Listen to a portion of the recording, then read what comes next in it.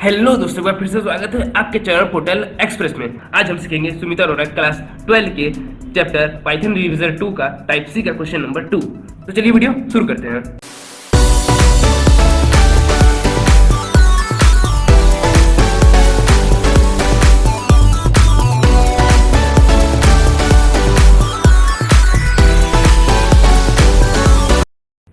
सबसे पहले मैं अपना आइडियल पाइथन खोल लेता हूँ। तो क्वेश्चन नंबर 2 क्या कह रहा है? Write a program that return true if input number is an even number, false otherwise. मतलब कि इसमें बोल रहा है हमको कोई नंबर इनपुट करना है और बताना है कि वो नंबर इवन है कि नहीं है।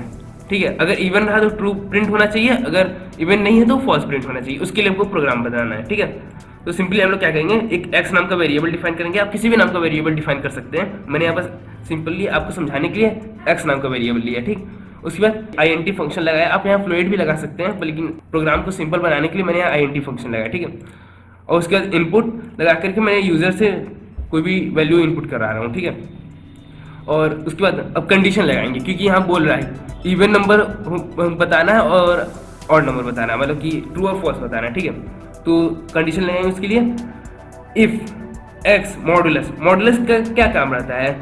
मॉडुलस का काम रहता है रिमाइंडर बताता है। ठीक है, तो सिंपली हम लोग क्या करेंगे, आपको मालूम होगा कि कोई भी नंबर इवन है तो वो मतलब सिंपल सी बात है, वो 2 से डिविजिबल जरूर होगा।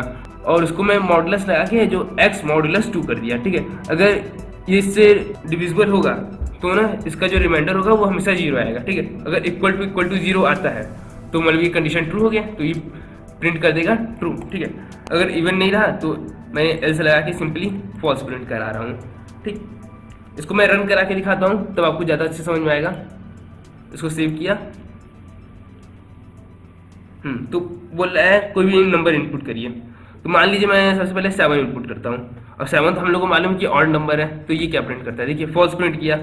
इस बार मैं कोई इवन नंबर इनपुट करता हूँ, जैसे 10। ठीक, देखिए ट्रू।